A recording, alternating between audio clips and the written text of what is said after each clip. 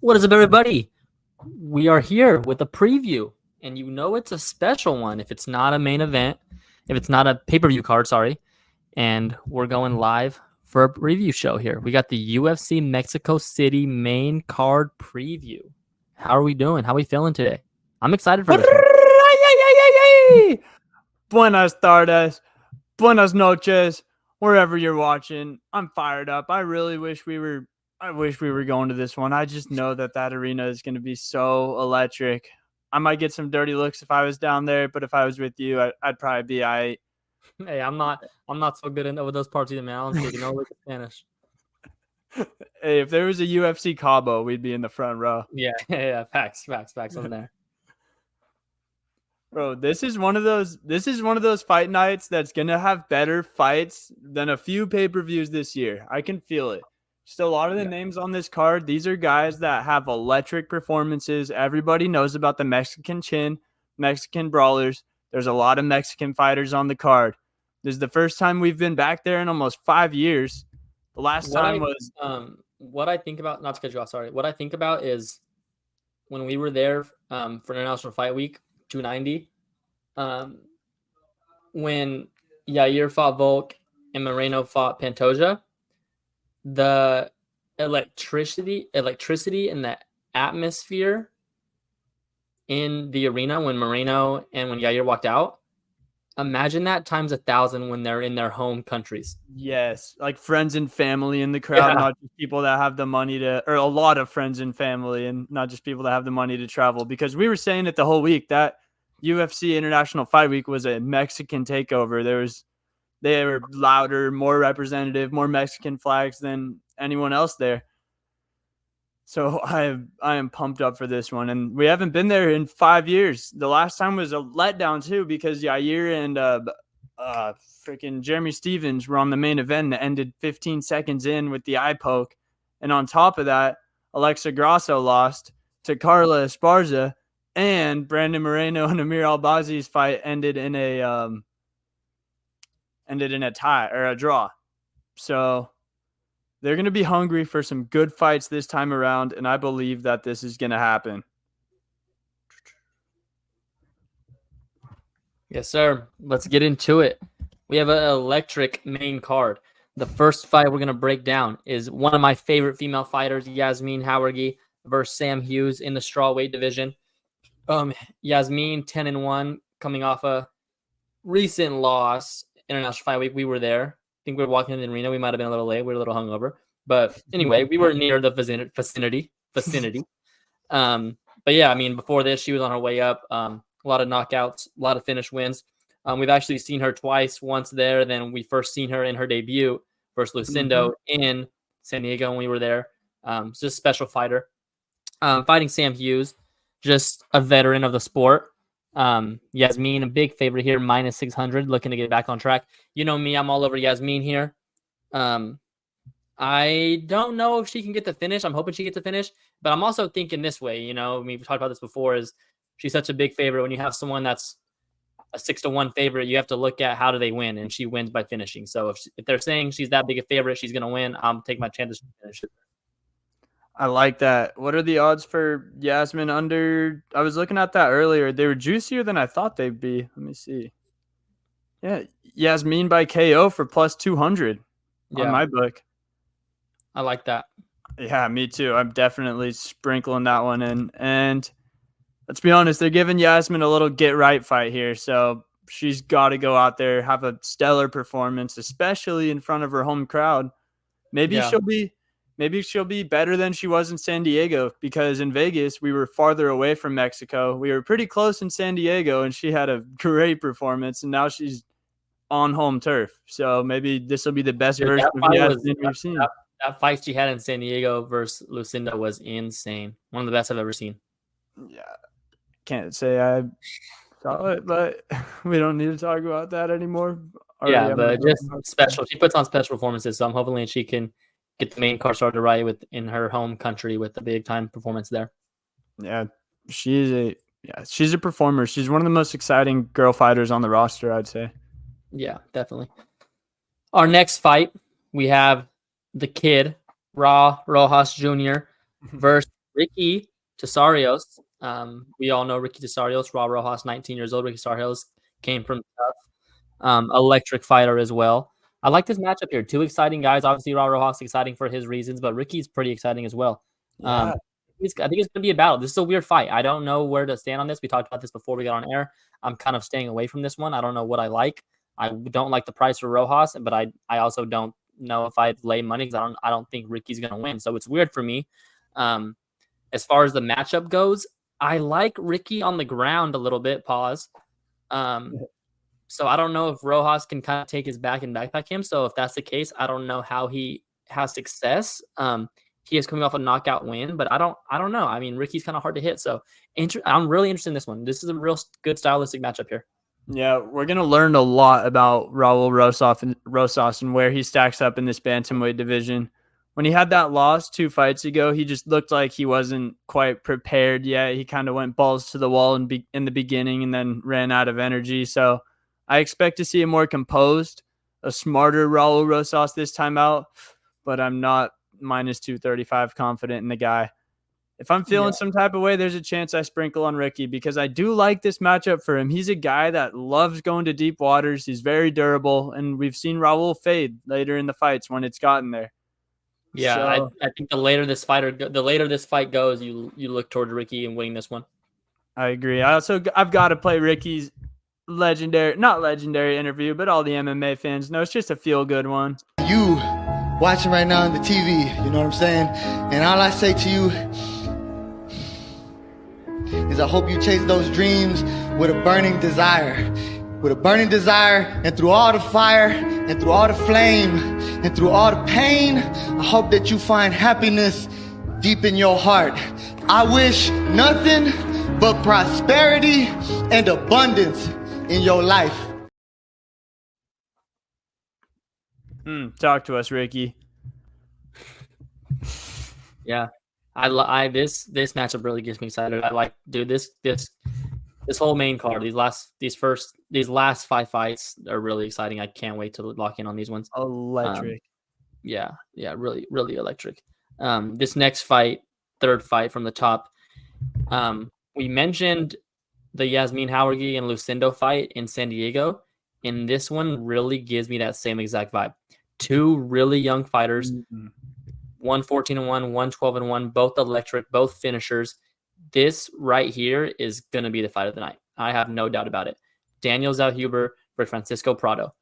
Fransisco Prado, 21 years old, and Zellhuber, 24. 2 young guys. And kind of like how we talked about the Yazmin and Lucindo fight, not to keep referencing that, but whatever happens in this fight, these 2 are going to meet again somewhere down the line. I really believe these 2 fighters are really good special fighters in this new lightweight division, the way the lightweight division is going. So, the lightweight division is really old up top.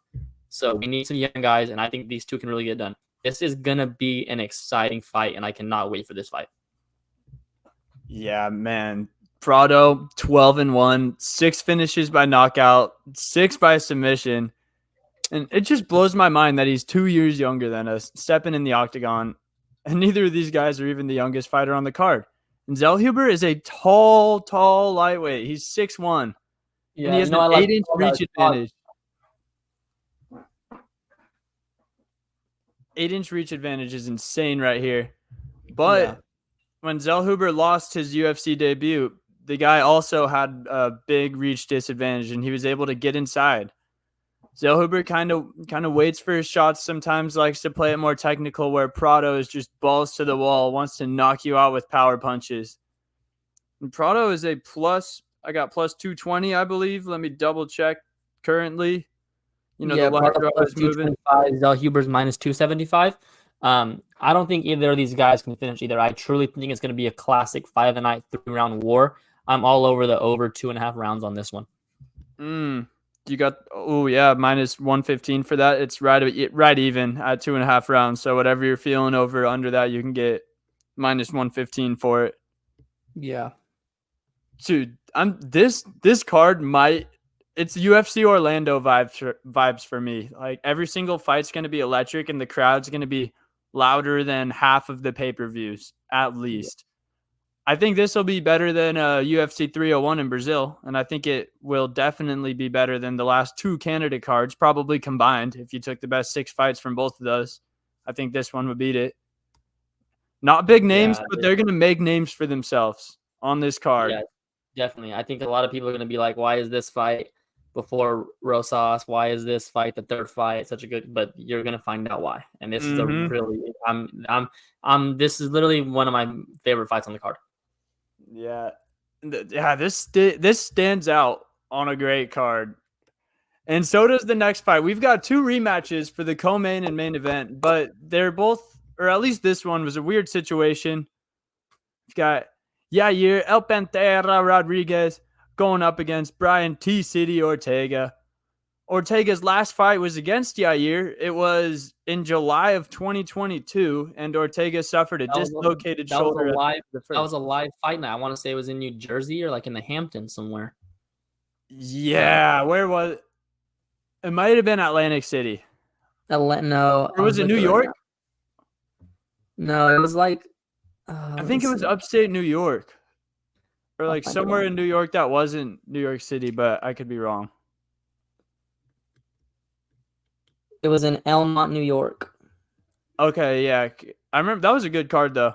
Yeah, it was really early in the morning, right? During the day. It was during the day. Yeah, it was one of those wake up at 8 a.m. and you got your early prelims cooked up already. Yeah. I like those in the summer. We need to get one of those. You know what I want this coming year? If it falls right, I mean, I doubt it will because I don't think it falls right, but like a 10 a.m. to 1 p.m. 4th of July card, a little day fade. Ooh! I remember Sugar and Eddie Wineland was on the 4th of July. It was a little later in the day. Amanda Nunes was the main event, maybe against Jessica I, but that one was later in the day, so I was so faded by the time it happened. But that was when I fell in love with the Sugar Show. Can't even lie. Pause. Yeah. As a fighter. Either way, man, what a great matchup we got here. I mean, kind of going into this when I went to study this fight, I was kind of thinking in my head like, damn, like Yair's just younger, Brian's old, but they're only 1 year apart. Mm-hmm. Brian's career's just like been old lately, just the way it's been going. Yeah, I don't know. I mean, I'm kind of all over Yair here. I think he's just, like you said, he's on the way up other than his loss to Volk. As compared to Brian, he's just had a long career. I just think I'm all over Yair here. I think he's just better at this stage in their careers, this moment. I think he's the better fighter. Yeah, and in that first fight, Yair was piecing Ortega up on the feet. Ortega is deadly from at any second, though. If he pulls guard or does some backpack submission maneuver, he can always submit you at any moment. We saw it with Volkanovski. And I was doing a little MMA math. I don't think it really matters here because Ortega's been off for more than a year. But Yair had the better performance against Max out of the two, but Ortega had the better performance against Volk. So that part kind of evens out to me. I'm all over Yair here, though. I thought the odds would be farther apart than they are. We've got Yair at minus 150, so I'm going to take that money line. Yeah, I'm all over Yair too. Hopefully the Mexicans can go 2-0 here with the co-main and main event of the evening. Brandon Moreno versus Brandon Raw Dog Royval. Brandon Moreno's first fight since losing his title. First non-title fight for Brandon in fucking what? Since 2020. Damn. His last non-title fight was Brandon Royval. That's some flyweight shit right there. Yeah. Obviously their second matchup, he defeated Brandon Royval by knockout in the first round last meetup. That was 4 years ago. Obviously different fighters. I just think, I don't know what to think here. It's not a thing where kind of like a Topuria Volk, I don't think, because Moreno's still younger than Royval. Yeah, that's what it was getting me. Yeah, so I'm kind of just all over Moreno here. Obviously, I never lay minus 300, but I think Moreno gets it done. I don't think he finishes him as early as he did, but I do think he can somehow, some way find a finish, and I don't think he's losing in his home country. Yeah, I just don't really see where Royval is better than Moreno. I think Moreno's a better boxer. I think he's a better wrestler.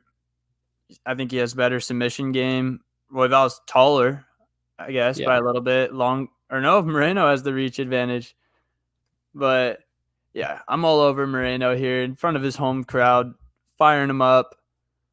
Dude, but this one, it's such a weird fight situationally because both of these fighters are coming off of losses to Pantoja, but then it's kind of a title eliminator in a way. I know it's supposed to be Moreno versus Albazi, but then Albazi had to pull out, so that's why Royval's here. So I was thinking, does the winner of this fight Albazi for a title eliminator, and then Pantoja just has to wait a really long time? Yeah, I don't know what the flyweights, man. It's weird. I think as long as, I mean, I don't know. I think Moreno's a big name, so as long as Moreno keeps winning, Moreno keeps getting a shot, I would imagine. What would that be? Moreno Pantoja 3-0 Pantoja going into that one? Yeah, I mean, Moreno's gonna have, hypothetically speaking, he can have 2-4 fights, if that makes sense. Yeah, 8 fights against 2 guys. Yeah, that's nuts. That's not fun. Yeah. What is the history of the flyweight division? Do they just scrap it? No, I'm telling you, I think Tatsuro Taira is going to make a run up in that division and shake things up. He's young. He's good. I think he's going to give these guys some problems. And Kai Kara France didn't work out quite as well as we thought he would, but he's still around. Yeah. Hopefully more and more guys start coming up. I think MMA and the UFC is only getting more popular. That Demetrius Johnson, Ben Askren trade has to be one of the worst trades in sports history, not even just the UFC or MMA.